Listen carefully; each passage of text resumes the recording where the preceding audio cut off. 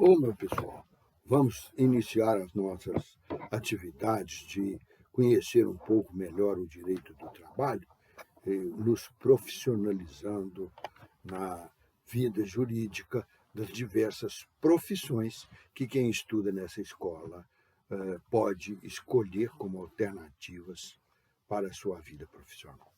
E nós hoje vamos continuar a examinar as fontes do direito e a sua hierarquia, as fontes formais do direito e a maneira como elas se hierarquizam, como elas se organizam, umas influenciando as outras, e assim repetidamente, até chegar naquelas que são mais pessoais, em que, ao invés de nos influenciarmos juntos com os outros, nós estamos escolhendo a própria disciplina de conduta, a própria conduta que vamos disciplinar para dar e reagir junto com os outros. Passei para vocês já bastante explicada aquela pirâmide de Kelsen, que não quer nada mais do que evidenciar para nós essa hierarquia de que estou falando entre as normas.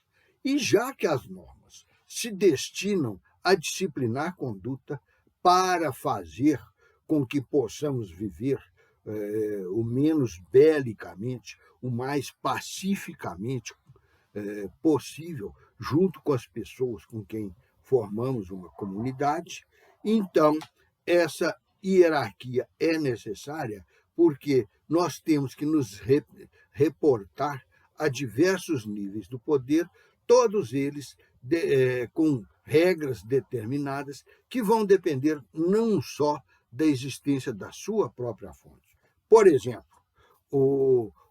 a relação de trabalho, de emprego de uma pessoa que está atuando dentro de uma fábrica, obviamente, tendo um contrato com a empresa dona dessa fábrica, com a pessoa física ou jurídica que detém, pelo direito, autorização, liberação para agir e escolher os caminhos sociais, econômicos e produtivos que aquela fábrica vai adotar.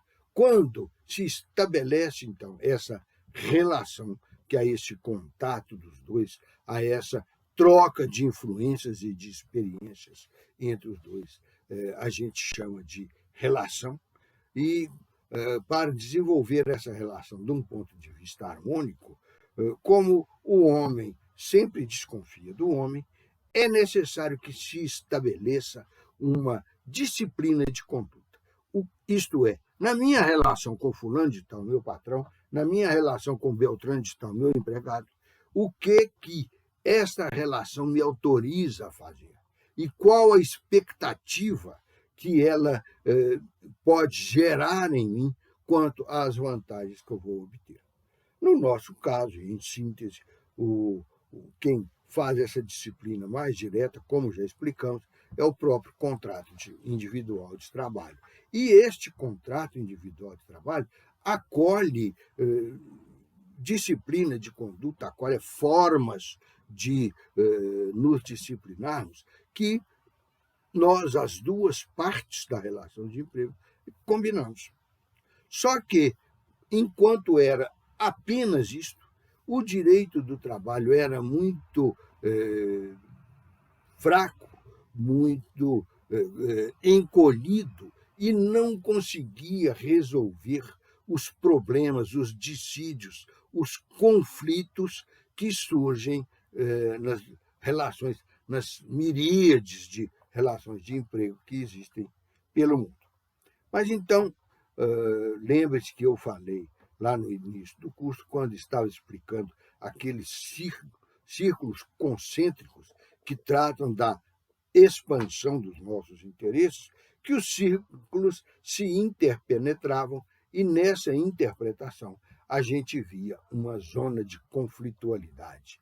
Isto é, uma faixa, um espectro da nossa vida social em que corremos o risco de entrarmos em embate, em disputa com os outros convivas desta mesma sociedade em torno da busca de realização dos nossos interesses. Às vezes, esse interesse, para ser realizado, depende de alguma atuação do outro, a liberação de uma coisa, a segurança de uma coisa, uma atuação, a prática de atos que venham a realizar esse direito, que o direito é o interesse juridicamente protegido. Já disse o nosso autor, citado várias vezes aqui nas nossas aulas. Pois bem, essa busca, então, da realização de interesses, não obstante a oposição ou a interposição, ou, por último, a contraposição do outro, faz com que a sociedade tenha que criar uma disciplina para isso. Aí o Estado deixa de ser um Estado não interventivo, um Estado liberal clássico, e vai ter que trilhar outros caminhos pelos quais ele ingressa na vida de todas as pessoas que lhe são súditas. O que eu quero dizer com isso? Que todos nós, dentro de uma sociedade, temos um pouco de dependência com o Estado. Ou mais, ou menos, mas temos sempre uma relação de dependência com o Estado. E dependência, neste caso, não quer dizer viver à custa dele. Não. Há até pessoas que vivem à custa dele. Nós sabemos muito bem disso. Mas não é por esse tipo de dependência, não é desse tipo de dependência que eu estou falando. Nós dependemos da maneira como o Estado disciplina a nossa conduta dentro da sociedade, da maneira como ele atua para resolver os nossos litígios e conflitos, da maneira como ele predispõe as coisas para que nós, vivendo da maneira dada por ele, através da disciplina, nós consigamos sobreviver e, às vezes, obter alguma felicidade. E aí, mas por que eu falei que a hierarquia é necessária? Porque o Estado não é uma pessoa pensando, não é um pai dentro de casa que é só ele.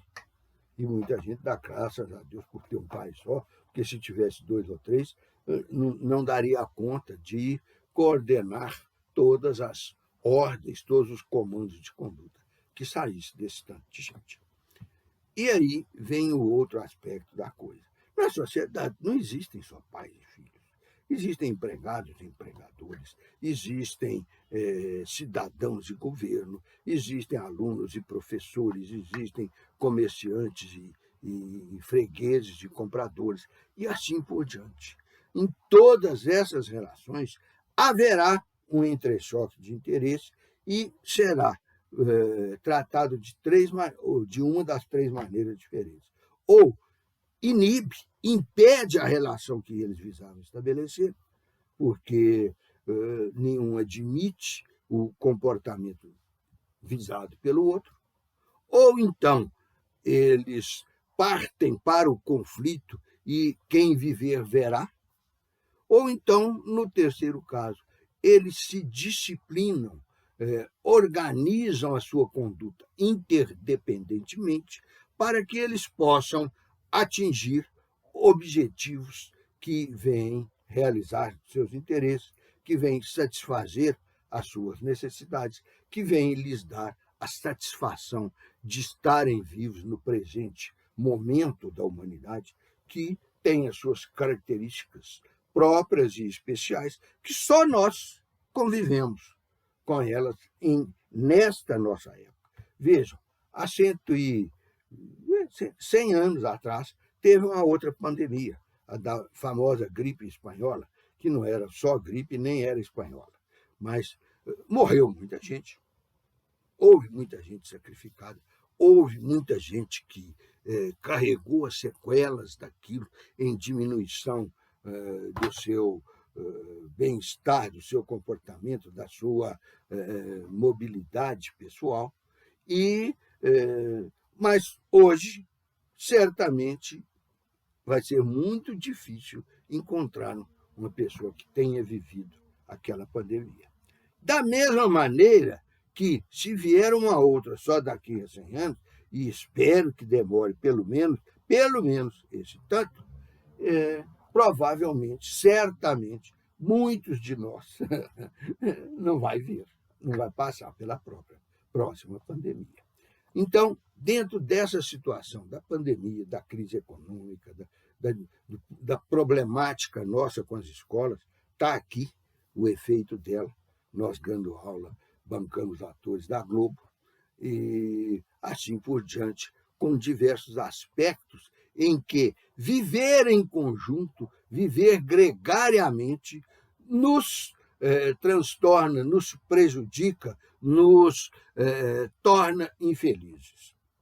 Aí quer dizer que aquela disciplina, que aquela conduta encaixadinha por nós, pelos dois partícipes de uma mesma relação, não foi suficiente.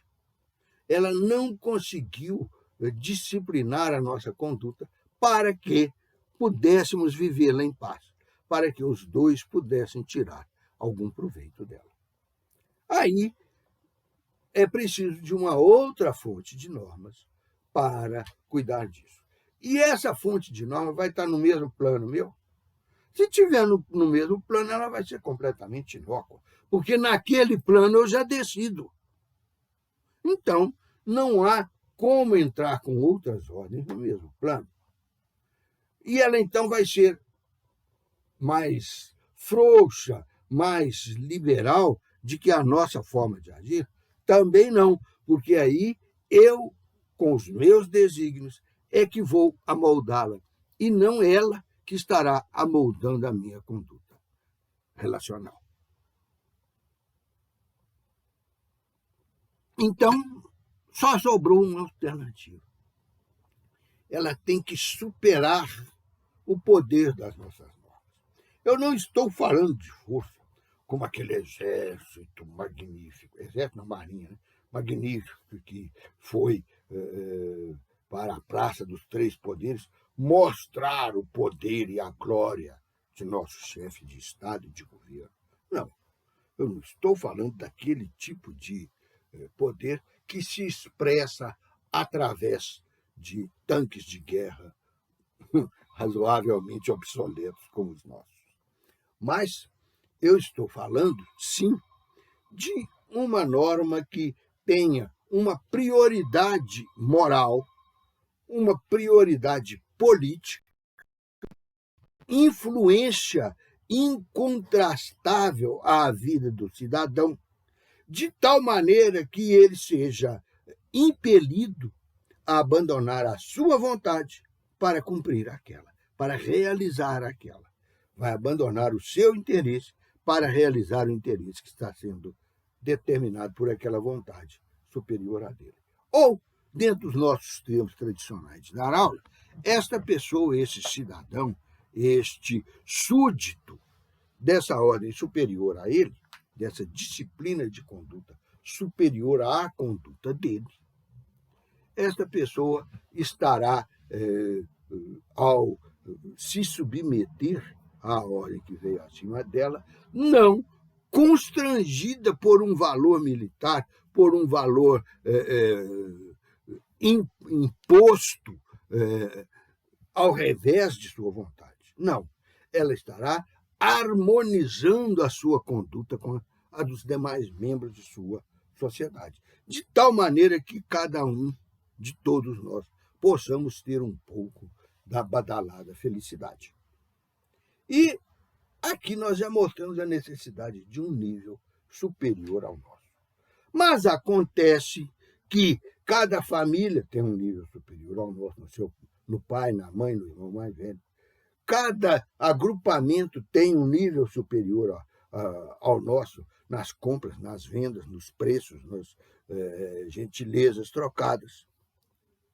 Cada comunidade vai ter outro nível superior àquele, e aí nós vamos vendo a imposição de conduta direta pelo pai, pelo amigo, pelo mais velho. Vamos ver, ainda no campo individual, né?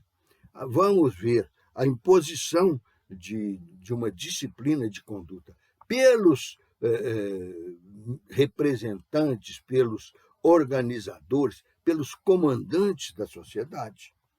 Vamos ver a harmonização do poder desses comandantes por outro nível superior. Enfim, vamos fechar aquela pirâmide que nós explicamos na aula passada e que agora vocês vão ter a liberdade e a condição de tê-la visualmente para facilitar a compreensão de vocês. E a esta ideia da hierarquia, de norma comandando norma, e eu estava falando até fonte, por que eu vim falar em norma agora? Porque fonte não comanda ninguém. Fonte é um meio de transporte. Fonte é o leva e traz do direito.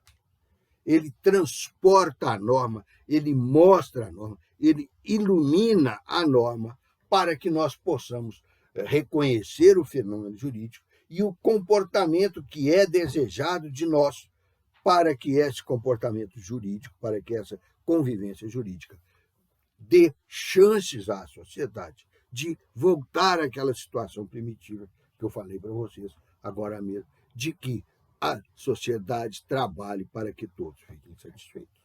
É claro que esta é uma visão otimista do direito, diria até que é uma visão apaixonada, mas porque nós já vimos nas aulas anteriores os defeitos, os tropeços, os entrechoques que há nessa caminhada por entre nossas ambições, as utilidades da coisa e aquele fenômeno psíquico que liga um ao outro, que é o interesse. Aliás, teve o chanceler, que era o chefe de Estado na época, apesar de existir o rei, quem distribuía as ordens, as benesses e os sofrimentos era o chanceler. Pois bem, o chanceler da Alemanha, Otto von Bismarck, não é o nosso admirado e por muitos até realmente engraçado Pedro Bismarck, que volta e meia nos apresenta algumas gags na televisão e que até já tenho notado que ele está há mais tempo sem aparecer, com certeza porque ele e os outros do mesmo gênero de apresentação estejam notando a dificuldade de fazer gente rir numa epidemia, com o governo que temos e com a miserabilidade da nossa sociedade. É claro que eu estou falando dessa miserabilidade aí figurativamente, porque os miseráveis que existem em nossa sociedade fazem a gente lembrar de uma outra frase que um outro dirigente europeu falou aqui, quando veio aqui no Brasil, há uns 40 ou 50 anos atrás. Não, gente, eu falava pobreza no Brasil, eu comparava com a pobreza da Europa. Tem uns países que são mais pobres, tem uns países que têm mais pobres, outros não. Mas o pessoal sobrevive. Aqui no Brasil, o que me espanta é que existe um grau extremo de pobreza. Aí um professor aqui da nossa faculdade respondeu para ele: na Europa, o senhor conhece a pobreza. E quem está abaixo dela, no ano que vem, não está mais, porque morreu com frio. No Brasil é diferente. Abaixo da pobreza existem pessoas, existe uma pletora de gente que são os miseráveis, que de si não têm nada. Então, é isso que ocorre com o nosso país. E fica pouco engraçado mesmo para esses profissionais do riso que eu mencionei. Pois bem, o Otto von Bismarck, não o Pedro Bismarck, disse, quando era o chanceler da Alemanha, que as leis são como as salsichas. É melhor não saber como elas são feitas. Esses milagres de produtividade da lei, que são regidos pelo Centrão, que são regidos, de um lado, pelos neofascistas, pelos nazifascistas, e do outro, pelos lutadores por uma condição mais humana para o ser humano. Vocês acharam que eu ia falar que eram os comunistas, do lado de lá estão os neofascistas? Gente, dos sistemas passados de políticas, de relações de trabalho humano, de distribuição de riquezas na sociedade, só um que vem resistindo ao longo do tempo.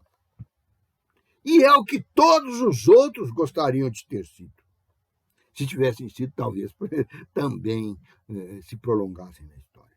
Qual que é esse um que sobrevive? O escravismo. A submissão do outro à sua condição de escravo, isto é, a realização impositiva dos meus desejos, suprimidos os dele próprio. O único desejo que o escravo traz fervorosamente é o desejo de estar vivo e de apanhar menos, que um dia chega o dia, infelizmente. Mas o que nós vemos hoje, que é o trabalho, se presta muito a, com algumas pequenas perversões, ser transformado no que nossas leis falam, conservar pessoas, reduzir pessoas a situações análogas à do escravo. Para não falar reduzir pessoa à escravidão, já que o instituto jurídico dela foi cortado à medida em que se cortou a propriedade de uns homens para os outros. Nós temos muitos que então não são propriedades de escravo, mas são usurpadores da vida das pessoas em sociedade. E aí nós estamos reduzindo esses outros à situação, à condição de vida análoga à do escravo.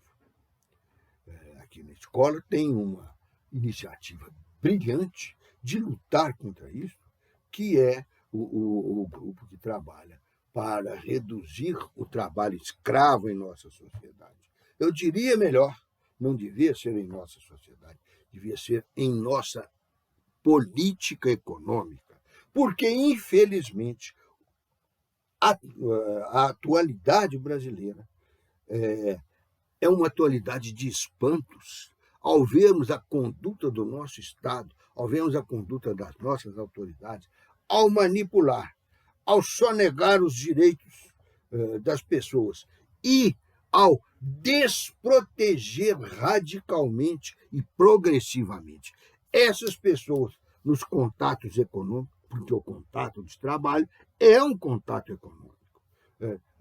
Nesses contatos econômicos com os demais, essas autoridades estão induzindo a apropriação dos terceiros, como se escravos fossem.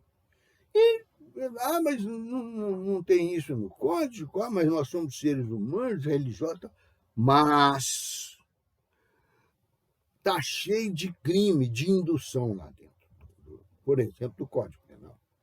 Indução ao suicídio, indução ao crime de morte, indução aos crimes contra a propriedade, indução ao uso da violência. E, por que não? Apesar de não estar expressamente prevista dessa maneira, há também essa indução à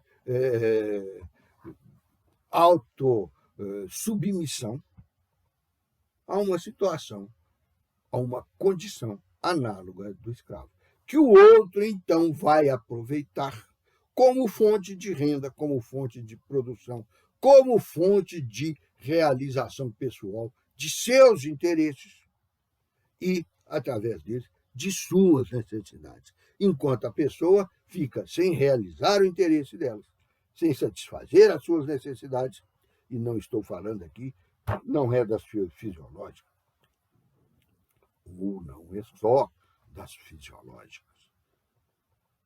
Continuando, então, eu me perguntei, e também a vocês, se nós, como é que nós nos sujeitamos a isso tudo? E por que eu tinha começado a falar de fonte e passado a falar de norma? Comecei a explicar isso dizendo que a fonte é um veículo, que a fonte é um transportador, que se a fonte for cobrar pelo que faz, ela ia cobrar frete, porque é o que ela faz que nos coloca submetidos à norma. Ela nos traz a norma. Ela deixa minar, ela deixa se abrir a fonte de normas para nós. Essa fonte de norma são os detentores do poder. E a pirâmide kelseniana, ao estabelecer a hierarquia entre as fontes, ela está, ao mesmo tempo, hierarquizando também as normas e as pessoas submetidas a essas. Então, o mundo, a sociedade, o meu grupo humano, se torna um grupo disciplinado, um grupo ordenado, um grupo estabelecido a um comportamento padrão e as suas variações admitidas. Então, nós não temos liberdade. Olhem que eu já estudei muitos fenômenos e realmente eu não tenho uma noção precisa de liberdade. A minha noção de propriedade ela é muito variada, muito como uma coxa de retalhos, em que eu identifico a liberdade ou a falta dela em cada gesto que eu faço, em cada comportamento que eu tenho, em cada conduta que eu adoto, que a conduta se espicha, ela vai gerando e ordenando comportamentos sucessivos. Então, eu pego isso tudo e vejo se ali existe liberdade, ou se existe a falta de liberdade, ou até se existe a redução à situação análoga do escravo, o que é uma expressão muito bonita, simplesmente para dizer que existe um escravismo imoral, antissocial e antijurídico. Quanto ao antijurídico, ele passa por todas as faces da antijuridicidade. A antijuridicidade econômica, conduzido com o escravo, vai ter direito a indenizações, a reparações disso. A escravização jurídica, ele vai ter direito a se libertar das regras cruentamente impostas a ele. Ele vai ter também sobre ele uma submissão, uma alienação da sua própria vontade, é aquele último princípio que nós vimos quando estávamos, características quando estávamos tratando ainda da relação de emprego, e eu insisti com vocês que a relação de emprego, o contrato individual de trabalho e o direito do trabalho mantêm as mesmas características. E lá, então, eu expliquei que a introdução do trabalhador na relação de emprego torna a sua vontade alienada. É a alteridade que vai fazer com que o meu organismo, que se montou, que se organizou para servir a mim, quer dizer, para servir a ele mesmo, deixou de fazer isso e transferiu para outrem não só todos os movimentos e todos os atos que essa pessoa pode fazer, eu, né, já que eu estava falando no exemplo, pode fazer para realizar os seus interesses. Transferiu isto, alienou, então, as consequências móveis de seu intelecto, de seu comportamento, de sua consciência, para realizar interesses de terceiros. Mas não foi de graça. Em troca dessa realização dos interesses de terceiros, cada pessoa que trabalha, cada pessoa que entra nessas relações de trabalho que nós estamos mencionando, ela vai fazer jus à reversão daquilo que ela alienou para o outro, numa outra forma. E a economia tem essa grande inteligência que a humanidade ainda não aprendeu a explorar em todos os seus detalhes. É a inteligência da universalização do valor econômico. Tanto vale um suspiro quanto um parafuso parafusado na porta. Tanto vale 1 grama, 2 gramas, sei lá que quantidade de ouro, que eu não estou habituado a trabalhar com o preço dele. Preço é o que eu dou ao bem, representando o valor dele. O preço não é o valor, é um representante desse valor, para mobilizar esse bem dentro da sociedade, para fazer com que esse bem circule, que nós compremos, vendamos, fabriquemos porque sabemos que vai ter venda, esses bens que têm um preço, ou que eu vou fixar o preço, considerando o valor dele e as condições de mercado. E aí, então, dessa maneira, todas as pessoas vão alienar, não é só o seu esforço físico, vão alienar a sua possibilidade de ação, quero dizer, vão alienar a sua liberdade em troca do representante genérico do valor. Não, ele não está na farmácia, não. Ele está no banco. É o dinheiro. E os bancos o maltratam, o recolhem e o retiram de nós. Como se fazia na época do Império, antes da lei do ventre livre, com os filhos de escravos. Só que essas leis que a gente acha leis muito benemerentes da princesa Isabel, elas têm um outro lado. Quando o filho do escravo nasce livre de mim, que sou o dono do escravo, ou da escrava, né? Para que eu vou alimentá-lo? Para que eu vou dar tempo à minha escrava para cuidar dele? Ela é minha, o trabalho dela é meu, o esforço dela é meu, o tempo dela é meu. Então, ela não vai ficar criando, concordando e tal, com um ser humano que não tem nada de meu. Então, as relações familiares e a proteção dos menores de idade ficou mais difícil e mais cruel depois da lei do ventre livre. E com a tal lei do sexagenário, eu, por exemplo, teria me libertado da escravidão.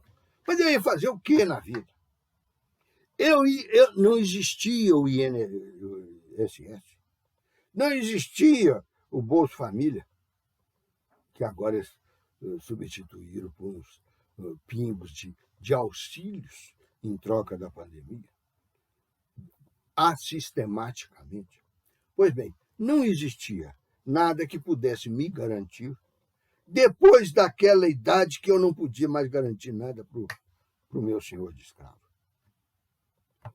Então, eu ia passar uns maus pedaços, certamente. Mas então, voltando, deixando o exemplo e tratando do assunto, vamos ver como é que fica isto dentro dessa relação cujas características se desdobram em 3 institutos: na própria relação de emprego, no contrato individual de trabalho e no direito do trabalho, que contorna e controla os dois. Isto acontece através das normas que estão sendo comboiadas por essas fontes do direito. Por isso, a gente trata, até o momento de obedecer, das fontes.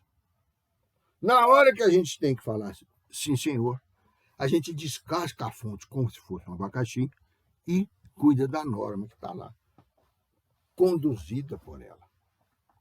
Então, eu estava comentando aqui que existe, na minha vontade, fontes individuais.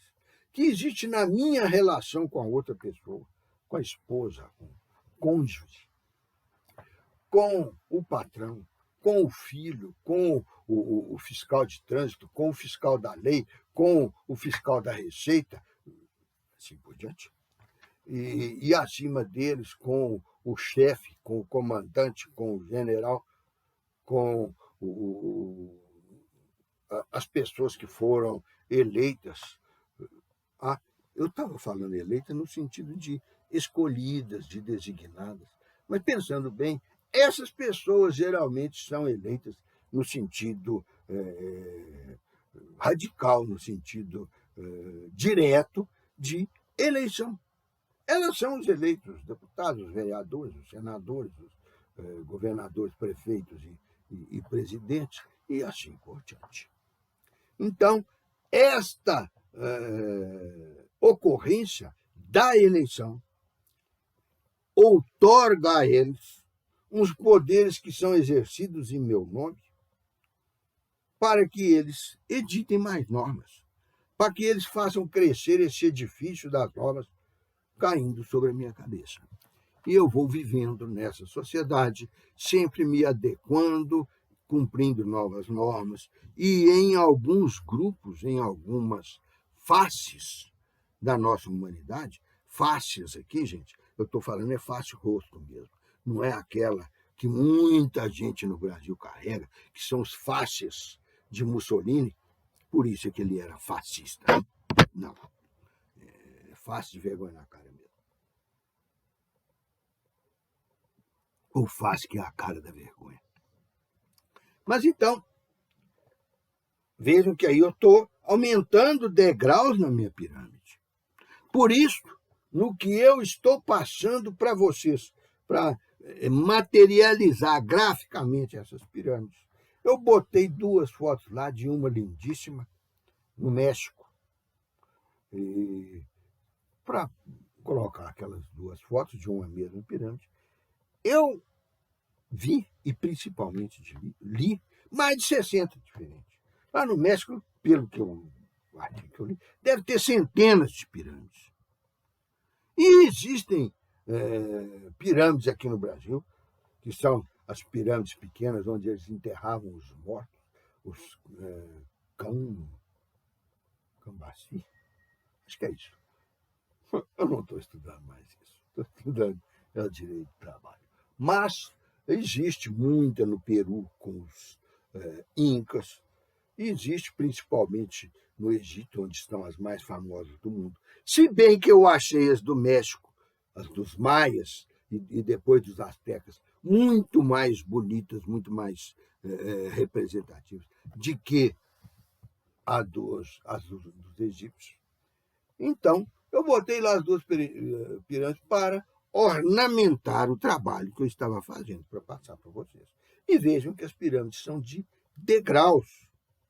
Então, pirâmide no Egito era um ser inamovível e inexplorável que apontava para o céu, para a divindade, insinuando para todo mundo que o que tinha sido colocado lá dentro tinha subido para a eternidade, e não apodrecido na cova. As dos maias, dos astecas, não. Ela tem aqueles degraus e aquelas rampas bonitas assim, de todos os lados da pirâmide, pelo menos aquela que eu passei tem de todos os lados, para subirmos. Quer dizer, a ascensão é feita quando a pessoa está viva. Se bem que, geralmente, um dos que subia não voltava vivo, que era sacrificado lá em cima para os deuses sedentos de sangue que estavam no etéreo do universo. Eles eram selvagens? Eles eram canibais? Não, eu nem sei se eles comiam os seus sacrificados para serem intitulados de canibais. Eu sei que eles subiam e matavam. Até aí eu sei. Agora, na história atual, no momento atual da humanidade, também nós estamos cheios de canibais que sobem e, porque subiram, se outorgam o direito de levarem compulsoriamente os outros para a subida na ambição que vão realizar de matá-los, de indignificá-los, de torná-los indignos, de desonrá-los, de empobrecê-los e de comer, se não eles, pelo menos à custa deles. É o que a nossa sociedade faz. Então, eu tenho muita dúvida se nós somos mais ou menos selvagens e canibais de que os maias, os astecas, etc. Agora mesmo, um maia terminou seu mandato como presidente da Câmara, foi expulso de seu partido pelo Antônio Carlos Magalhães Neto, da Bahia, e está sendo assacado por uma série de calúnias que eu não sei onde que vai dar, de onde que veio e qual que é a ambição. Mas ninguém faz nada de graça. A ambição está tanto atrás de nossos atos perversos quanto de nossos atos magníficos e bondosos. Aliás, eu já devo ter falado para vocês, uma coisa que me impressiona muito, é que a pessoa mais ambiciosa que existe é o fiel extremamente religioso. Não é o fiel da torcida do Corinthians. É o fiel de uma religião respeitada, de uma religião reconhecida, de uma religião que arrebanha parte da sociedade e que as instrui da maneira de seguir um caminho. Essas pessoas são muito mais ambiciosas que nós. Que muitos de vocês, ou a família de muitos de vocês, aliás, às vezes, os que estão aqui, que são os pais e as mães de família, né? Então, parabéns. Exerça essa função que vocês se auto-irrogaram. Mas, então, muitos estão renunciando à cervejinha, que eu gosto, renunciando ao pé de porco que vocês gostam, renunciando a levar vantagem em cima do outro, como o Gerson da seleção brasileira, há 40 anos atrás, foi contratado para falar numa propaganda de cigarro, que leva vantagem em tudo. Coitado, um gênio do futebol como aquele homem, ficou desmoralizado por causa disso. Mas, continuando, essas atitudes todas que nós vamos tendo e que vão nos emaranhando cada vez mais na vida social, de tal maneira que achamos que ela é que é o ambiente perfeito, ela é que é o local ideal, ela é que é o nosso habitat nesse mundo. E tome norma, tome fonte do direito. Porque a norma, eu falei agora mesmo da fonte, a norma não anda. A norma não voa, a norma não nada.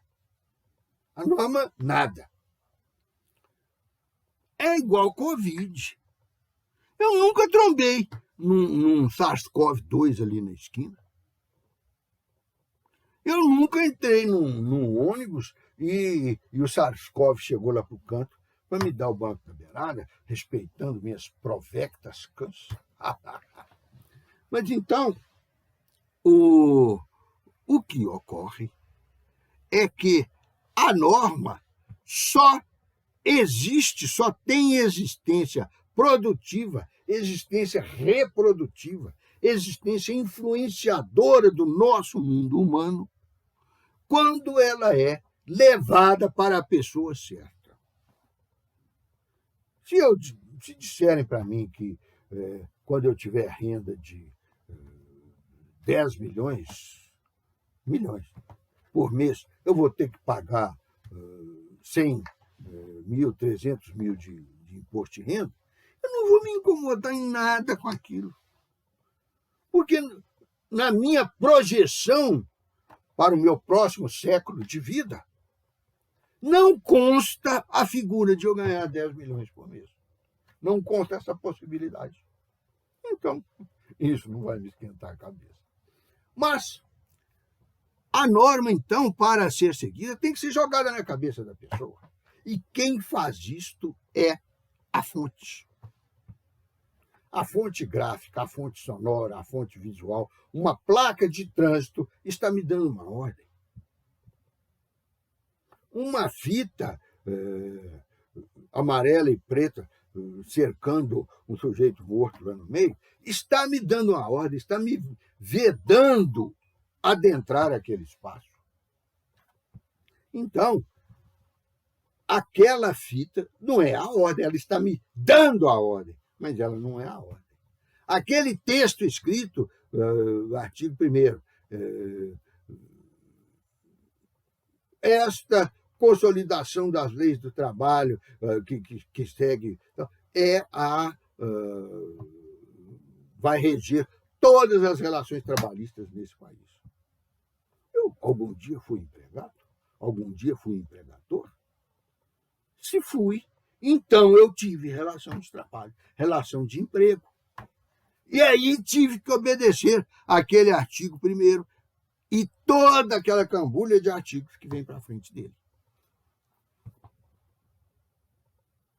Agora, aquilo tudo ali, eu só falei de uma imposição de conduta, que foi a proibição, aliás, foi uma imposição omissiva, uma imposição negativa, que me impediu de fazer aquilo, de adotar aquela conduta.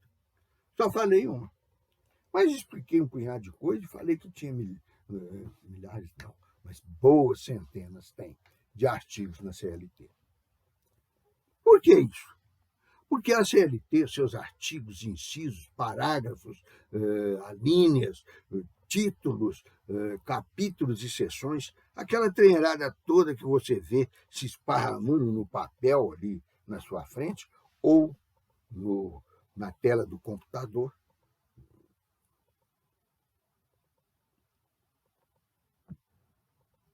Hoje, por exemplo, desde ontem, eu não tenho quase ido no meu escritório, só o dia que tem alguma necessidade. Estou trabalhando em casa, estou fazendo meu home office. E aí eu falei, vou precisar ir no escritório. A minha filha, que é advogada também, e o meu filho, que é estudante de direito, viraram cada um da sua vez e falaram assim, mas tem o Código de Processo Civil no computador? Tem. E eu consulto muito essas coisas do computador, principalmente para leis que são novas, diferentes ou pouco usadas por mim. Que aí, eu não vou memorizar. Eu já mostrei para você diversas vezes que eu não sou como os criminalistas da época que eu tinha aula com eles. Que eles falavam tudo de cor. Eu acho até que eles tinham parte ou vocação para pastor. Aqueles que te mencionam o versículo bíblico, o número do salmo, assim, tá, como se fosse quebrando um ovo, e saia de dentro. A vida. Aqui é a mesma coisa. Você pega a fonte, pá, quebra, sai lá de dentro a norma, que não é a vida, mas é uma imposição à vida. E você se defronta com ela e tem que incluí-la na sua conduta. Mais uma vez eu insisto, porque isto é muito importante, que a conduta, no meu entender, tem 3 partes. A parte do consciente e muitas vezes até do inconsciente, em que eu me submeto a impulsos psicológicos, melhor dizendo, impulsos psíquicos, que amoldam uma natureza do ser, uma natureza humana para mim. É a minha personalidade. E o que produz, o que leva a ser feito e o que faz nessa personalidade é a minha ideologia. E as duas se desenvolvem trabalhando a minha cultura. Então, ideologia, cultura e personalidade são aspectos indispensáveis do ser humano. São aspectos caracterizadores absolutos do ser humano, mas que não entram na conduta dele, a influenciam. E aí, com isso tudo, eu passo a ter uma atitude. Por exemplo, ao falar no Otto von Bismarck, eu reproduzi para vocês a comparação que ele fez entre lei e salsicha. Ao falar no Kelsen, eu trouxe para vocês a ideia do edifício em forma de pirâmide. Ao falar, vamos pensar mais, no pastor, eu trouxe para vocês a ideia da liderança, da condução espiritual do povo. E aí eu interrompi uma ideia que eu preciso acabar. É que aquela condução do povo, ela se baseia na maior ambição. Lembra que eu estava falando isso? A ambição que existe na parte humana, no nós, no conhecimento, no ser que conhece, na face da Terra. Qual que é essa maior ambição? É ganhar um palácio folheado a ouro, com uma piscina no alto da torre, lá nas Arábias, igual um sheik, um califa. Não. É ter um castelo que ocupa quase que o tamanho de uma cidade pequena aqui de Minas e morar nele dezenas de gerações, umas depois das outras, e ser nobilitado pelo seu país, porque mora ali e porque exerce as funções e tem as aparências de quem vive ali, como a rainha da Inglaterra? Não. Na verdade, ao invés desses aspectos de aparência, de externalização do que a gente pode ou não ter conseguido, às vezes não conseguiu, mas abocanhou ilegitimamente. Né? Então, mas mais do que ter essas coisas, é ser uma pessoa digna, em vez de dignificada, uma pessoa honesta, ao invés de reprimida, de só reprimida, uma pessoa dinâmica, ao invés de ser um banana, uma pessoa bem dotada dos dotes de inteligência e, de preferência, também dos dotes físicos, né? Ao invés de ser uma coruja no topo da sua árvore. É muito melhor você ser do que você estar e do que você ser, do que você ter. Ser é melhor do que estar e é melhor do que ter. Leiam alguma coisa dos existencialistas que vocês vão ver como é que é bonito o que eles falam da nossa vida. Apesar de ter alguns que são muito pessimistas. Mas então, essa pirâmide das normas existe dentro desse contexto. E eu ainda não falei por que o diabo... Não, desculpe. Ainda não falei por que os seguidores do apóstolo, do padre, do rabino, do pastor, do missionário, do bispo, do morubixaba, do pajé, e tal, ainda não falei por que eles são as pessoas mais ambiciosas que existem. Simplesmente porque eles querem o céu. O céu é o prêmio, é o troco que eles querem, pelo jeito que eles vivem. Os que sofrem querem o céu porque sofrem. Os que trabalham querem o céu porque se cansam. Os que ajudam querem o céu como a devolução da ajuda que eles fizeram. Uma das peças mais lindas que existe nas religiões cristãs, para mim é ela que é a fundadora de todas as religiões cristãs, é o Sermão da Bem-aventurança, ou das Bem-aventuranças. Aquilo ali é uma peça que ela supera muito poeta que eu conheço. Maravilha das maravilhas. E ela está simplesmente mostrando a magnitude do que vamos ganhar caso trabalhemos harmonicamente com a nossa comunidade. Ela fala do céu. Eu tenho um certo receio de não ir para lá, sabe? E então eu fico falando da terra como uma forma de consolo. Então, o que eu coloco como finalidade nas minhas ações é o bem e o bem-estar. É o que eu faço para os outros e o que eu faço para mim. Nessa ordem. Então, eu estou aqui sentindo muito bem-estar, sentindo prazer, sentindo satisfação por estar dando aula para vocês. Porque, por mim, eu estou fazendo a produção de um bem-estar, de uma autorrealização, de uma injeção das finas do organismo, as endorfinas, esses trem todos. Beleza, eu no final da aula costumo estar melhor do que quando comecei.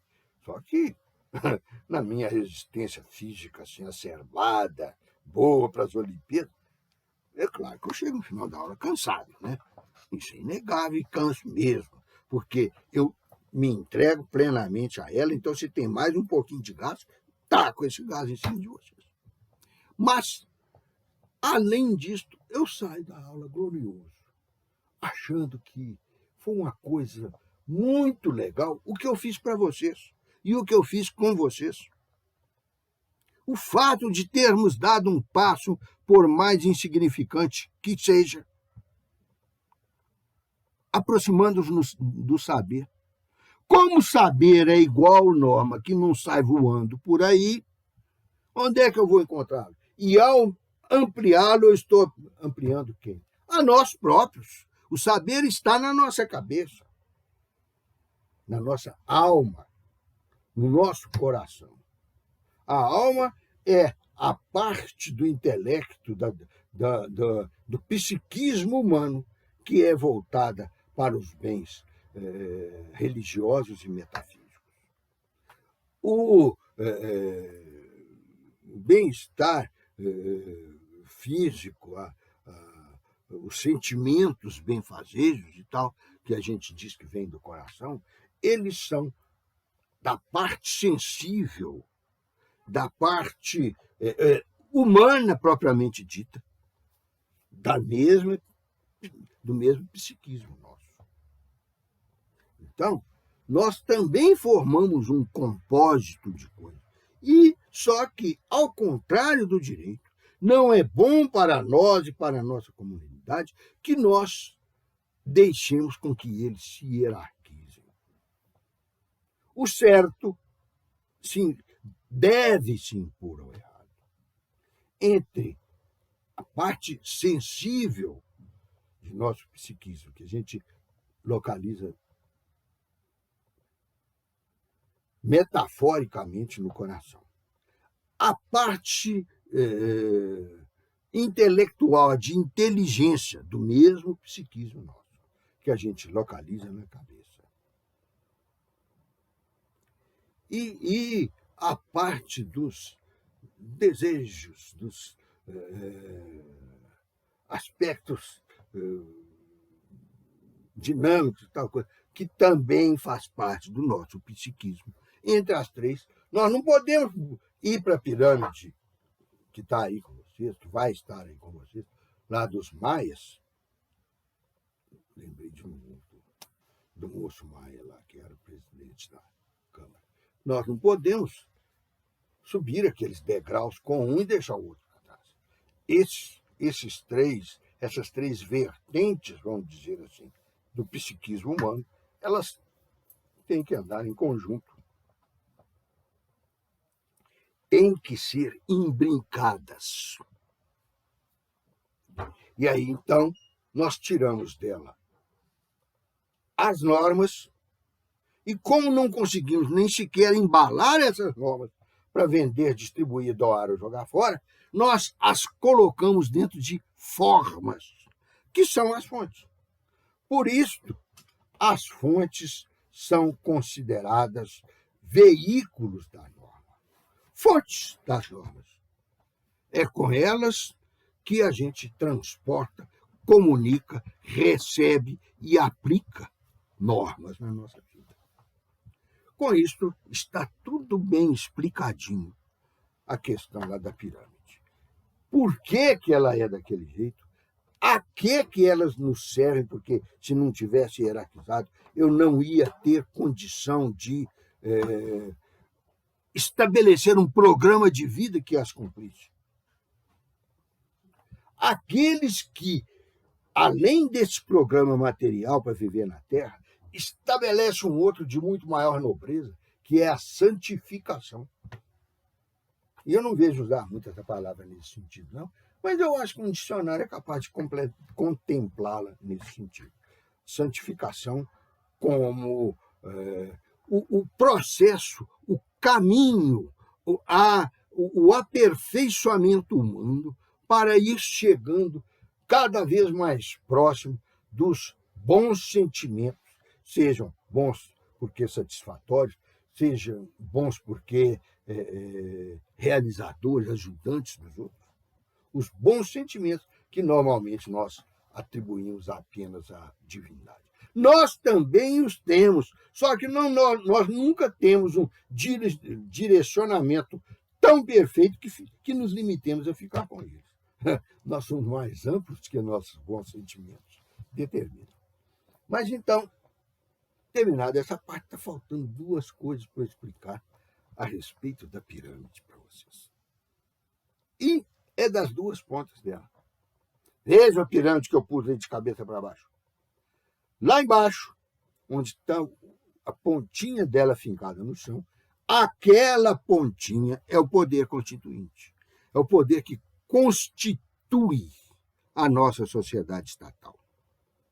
Aí vem os positivistas dizendo que ele é que cria o Estado jurídico, vem os sociólogos dizer que ele é que modela a sociedade humana, vem os místicos dizendo que ele é que faz o exército de Deus, vem os pobres dizendo que aquilo ali é a maneira que eles têm de congraçar com os ricos e se elevarem com o que cai da mesa deles. Opa. Mas então, isto é comando de conduta. Isto é que direciona a nossa vida dentro da sociedade.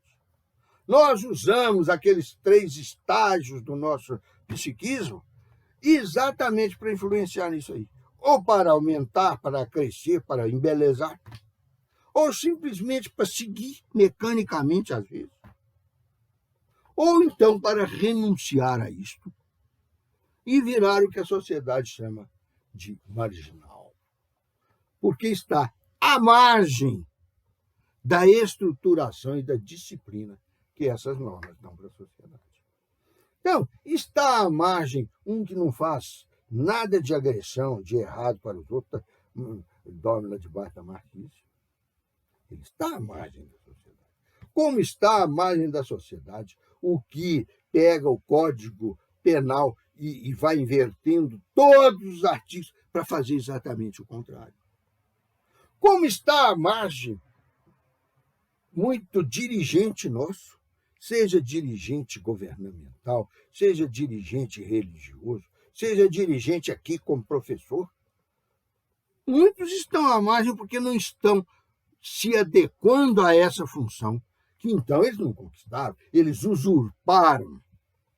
Então, isto é a situação da nossa vida. E aí, faça um documento, uma fonte do direito, que se chama Constituição, porque veio para constituir isso tudo. Então, essa Constituição não é um mero pontapé inicial da partida jurídica. A Constituição funda e disciplina o Estado, coordena e disciplina a sociedade e, por fim, harmoniza e disciplina as relações humanas e as pessoas dentro dessa sociedade. Não, a Constituição é só para o Estado. E o que você me diz do capítulo da ordem social? E o que você me diz do capítulo da Seguridade Social, que trata de previdência, saúde, papapá e tal? O que você me diz da ordem econômica, que na verdade é a que mais se impõe no mundo? Ela está, assim, influenciando a sociedade, estruturando a sociedade, determinando muito o nosso papel da sociedade. Por isso, nós não temos essa liberdade que se badala por aí, não. Ponto final? Vamos parar com isso que está esquentando. E vamos ver a última coisa da aula de hoje.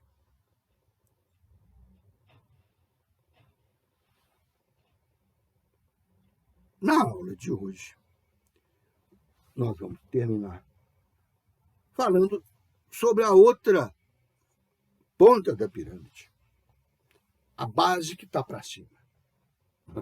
É errado falar a base que está para cima. Já que eu inverti essa pirâmide, eu vou inverter os nomes também. A base é aquela pontinha que está fincada lá no chão. E a parte que está para cima é a cobertura, onde tem aquele espaço para eu me expandir em cima do ordenamento jurídico. São os detentores do poder que estão ali. Absolutos.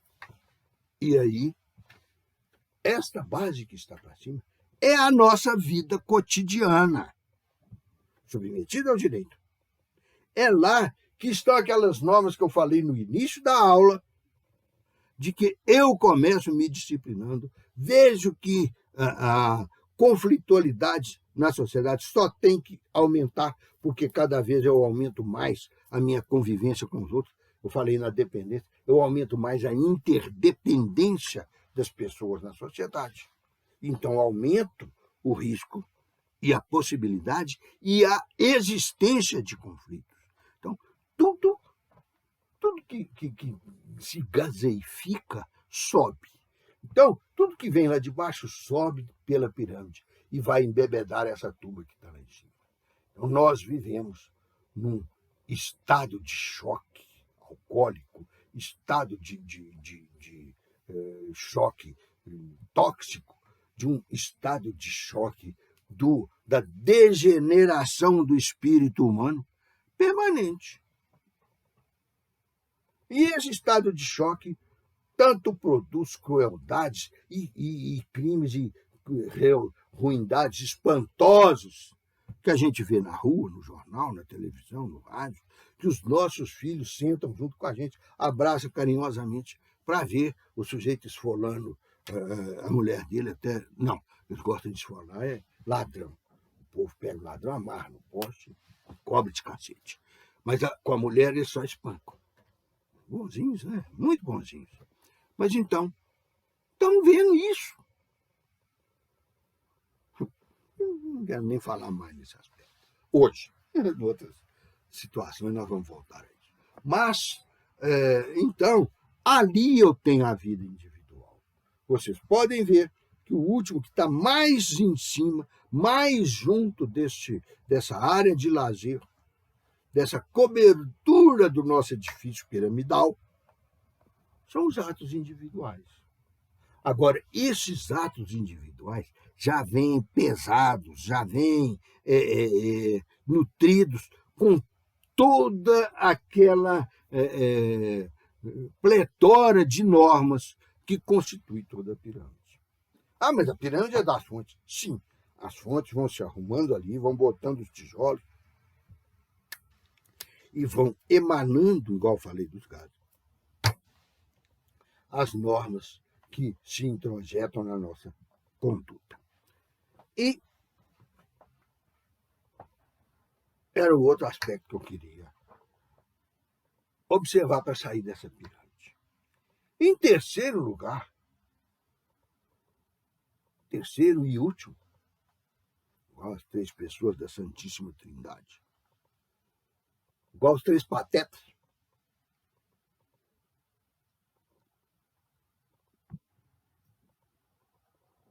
eu quero explicar também aquela pontinha fincada lá, onde está a Constituição, onde está, melhor ainda, o constitucionalismo. Constitucionalismo é uma das faces modernas, é um dos desdobramentos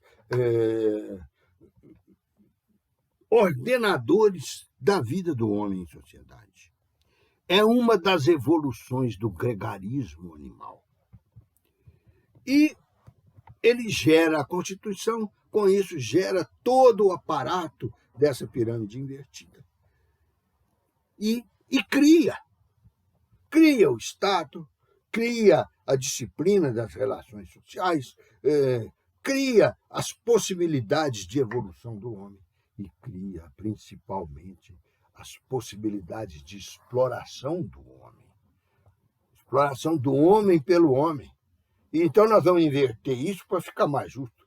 O homem que era explorado vai virar o explorador. Então, é uma situação irremediável. O que ocorre para ela melhorar um pouquinho ao longo dos milênios é simplesmente a evolução cultural.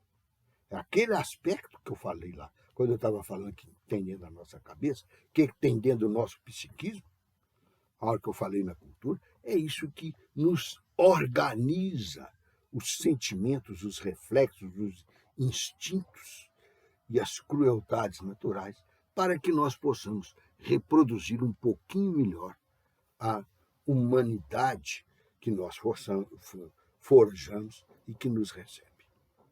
Então, ali está o constitucionalismo pululando para criar toda a pirâmide. Mas e embaixo dele? Quando eu expliquei a teoria, eu falei na norma hipotética fundamental pura do senhor Hans Kelsen. Agora nós vamos falar em termos de ser humano, em termos de terra a terra, de tete a tete, de andar de mão dada, ou esmurrando a cara do outro. Tem que andar. Aquilo ali está fincado no solo, igual uma árvore finca as suas raízes solo abaixo. O que a árvore tira das raízes? Toda a sua vida. Ela só vai dar um temperinho verde nesse molho com a clorofila que ela faz, usando, entre outras coisas, a luz do sol. A luz do sol é que é o forno de micro-ondas da árvore. Então ela tucha tudo lá dentro e tira prazerosa, e vai ilustrar suas folhas, vai exibir as suas frutas, vai robustecer os seus galhos. E lá embaixo, para aguentar isso tudo e para alimentar isso tudo, as raízes estão só crescendo, se espalhando e procurando lugar que tem árvore, procurando lugar que tem calcário, procurando o lugar que tem aquilo que a planta precisa. Conosco, os seres humanos, também é assim. No terreno em que a nossa pirâmide finca, ela vai aurir as fontes materiais do direito, que eu já expliquei lá atrás para vocês. Nós vamos combinar duas coisas. Eu vou terminar essa aula mais rápido e vocês vão procurar lá atrás, ou num livro, ou numa anotação, ou na minha aula gravada também. Vocês devem guardar para... Não para se chatearem permanentemente com isso, viu, gente? Não, faz isso não. Mas pelo menos para tolerar um pouquinho nas vésperas da prova. E aí, vocês vão procurar lá e vão ver aquela parte que eu trato das fontes materiais, que são essas que eu falei aqui no meio da nossa conversa, que eu estava exatamente preparando para chegar nesse ponto. Cultura, a religião, a vida em sociedade, é a parte material. Mas aqui, então, por que eu estou falando de coisas abstratas, meio intelectuais ou meio metafísicos? Porque é este o perfume, é este o líquido, é esta a seiva que os aspectos da sociedade nos fornecem através da árvore.